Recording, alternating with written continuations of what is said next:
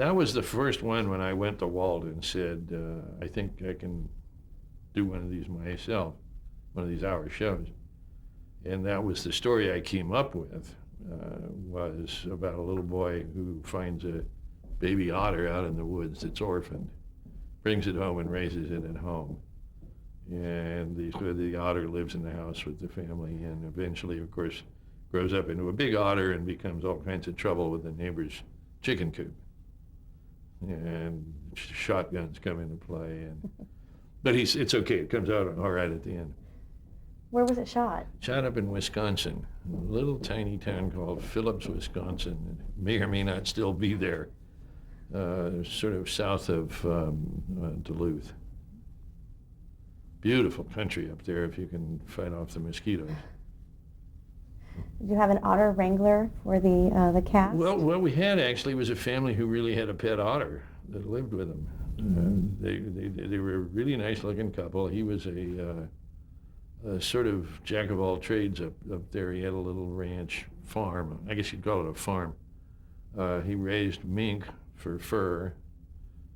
He raised trout in a trout pond. And he had some other business he was in at the time as well.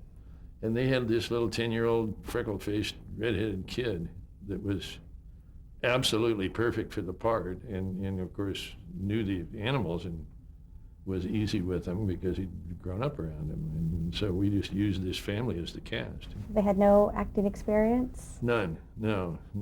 I think we wound up dubbing all their voices later on. We did that a lot. We shot with amateurs out in the field with these nature films, and then we dub in new voices. So how was that received, that being your first one? Was it successful? It was a success. I can't remember the rating, but it was good. But we got, it was hard to get a bad rating on that show in those days. It just, everybody watched. It was Sunday night, and that's what people did. It was... I now have a lot of friends around me there because I sail a lot, and a lot of my crew turn out to be kids that are, 20, 30 years younger.